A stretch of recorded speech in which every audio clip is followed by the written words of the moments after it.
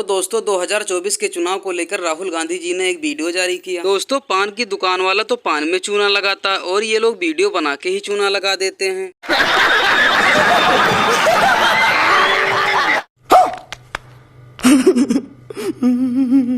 और दोस्तों आया चुनाव तो साहब जी ने गिरगिट की तरह रंग बदलना शुरू कर दिया। और दोस्तों साहब जी बोले देश आज आगे बढ़ रहा है तो लोगों को परेशानी हो रही है। आज राहुल गांधी जी ने एक वीडियो जारी किया है और उस वीडियो में उन्होंने वही बातें की हैं जो पहले भी करते रहे हैं, संघ के विषय में, भारतीय जनता पार्टी के विषय में, और देश को गुमराह करने की कोशिश। यही राहुल गांधी जी की कोशिश पहले भी रही है और आज भी यह गुमराह करने वाली कोशिश जारी है। राहुल गांधी जी का मानना है कि देश में विचारधाराओं के बीच में लड़ाई चल रही है। अगर सही मायने में देखा जाए तो देश में विचारधाराओं की लड़ाई नहीं चल रही है। एक और विकास धारा है और दूसरी ओर परिवार की धारा है। अभी मजा आएगा ना भिड़। एक और विकास किस प्रकार आगे बढ़े, देश किस प्रकार आगे बढ़े, इसकी चिंतन है, तो दूसरी ओर किस प्रकार घोटाले, भ्रष्टाचार, इनको आगे बढ़ाया जा सके, परिवारवाद को आगे बढ़ाया जा सके, इसकी चिंता है। मस्त जोक मारा रे, ये हंस रहे हलकट हंस। क्योंकि दोस्तों कभी कभी लगता है इन लोग को देशवासियों से उतना ही लेना देना होता है जितना डाका डालने से पहले डाकों को जय मां भवानी से होता है। भाई और बहनों, आज जब देश में इतना काम हो रहा है, देश आगे बढ़ रहा है, तो कुछ लोगों को परेशानी होनी बहुत स्वाभाविक है।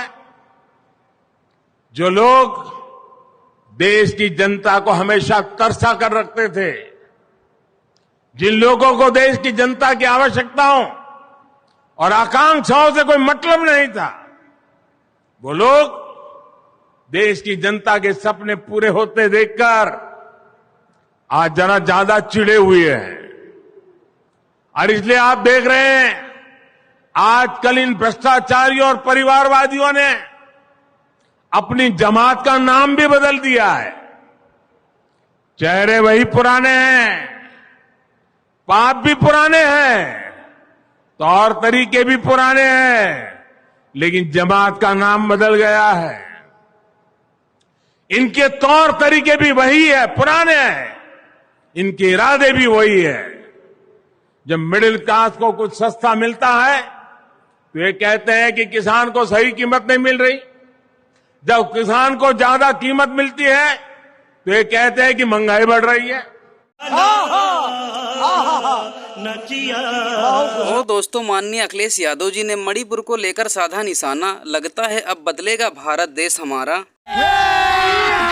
अभी मजा आएगा ना भिड़। क्योंकि दोस्तों साहब जी बेरोजगारी, महंगाई को लेकर कोई बात नहीं करेंगे और दोस्तों देश के युवाओं का किया गया वादा भी नहीं पूरा करेंगे। और दोस्तों हमारे देश के युवा हमेशा नौकरी के लिए भटकते रहेंगे।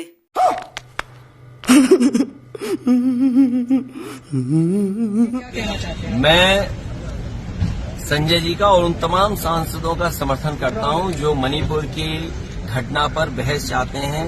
प्रधानमंत्री जी अपना स्टेटमेंट दें।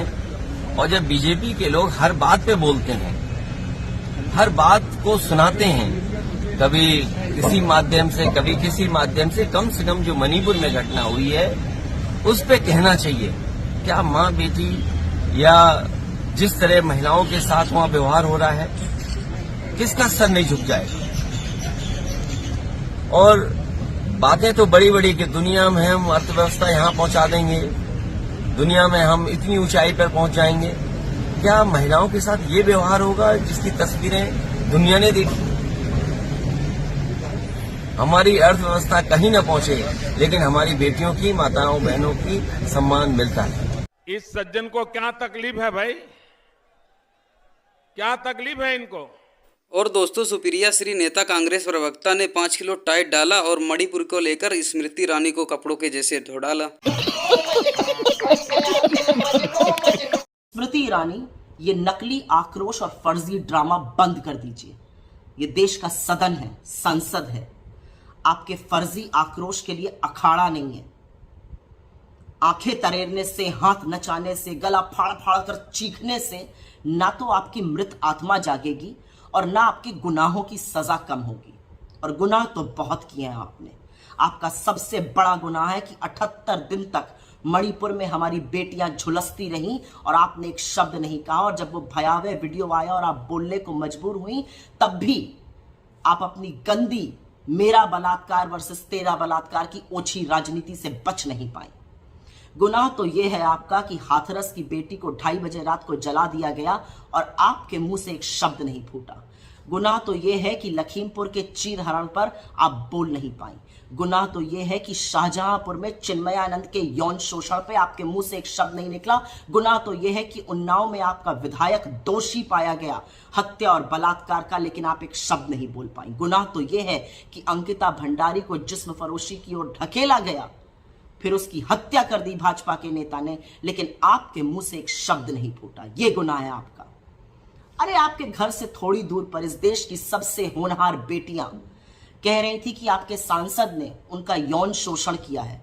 वो न्याय की गुहार लगा रही थी, उनको सड़कों पे घसीटा गया, बूटों तले रौंदा गया। आपके मुंह से एक शब्द नहीं निकला। सत्ता की लोलुपता में जिस दिन आपने महिलाओं के लिए बोलना बंद कर दिया था, जिस दिन आपने उनके खिलाफ दुष्कर्म को स्वीकार कर लिया था, आपकी आत्मा मर चुकी थी। तो अब ये फर्जी आक्रोश और ड्रामा बंद कर दीजिए। अभी मजा आएगा ना भिड़। और दोस्तों, केफी पाठक ने बताया अखिलेश यादव की ही पार्टी के लोग उन्हें भस्मासुर का नाम दे रहे हैं। ये भगवान क्या जुल्म है। अखिलेश यादव को भस्मासुर का नाम देते नजर आ रहे हैं लोग, उनके ही पार्टी के लोग, कि ये भस्मासुर है। अखिलेश यादव को जिन जिन पार्टी के लोगों ने सहयोग और समर्थन दिया कि आप ताकत में आओ, ऐसे लोगों के ही पार्टी को समाप्त करने का उन्होंने प्रयास कर दिया। मैं नहीं कहता, ये उनके ही पार्टी के लोग कहना चालू कर दिए हैं। तो जो व्यक्ति भस्मासुर की भूमिका अदा कर रहा हो, इतिहास गवाह है कि उसका भी अंत किसी ने किया था। भस्मासुर का अंत किसी ने किया था, तो उसी प्रकार से इनका भी अंत हो जाएगा। 2024 के चुनाव में 0 सीट मिलेगा इनको। और दोस्तों, आया है चुनाव, तो अभी ये लोग एक दूसरे की बुराई करेंगे और चुनाव खत्म होते ही जनता को नजर नहीं आएंगे। तो दोस्तों, इसी से चलती इनकी रोजी रोटी ने सड़क किनारे बेच रहे होते गजरा और चोटी।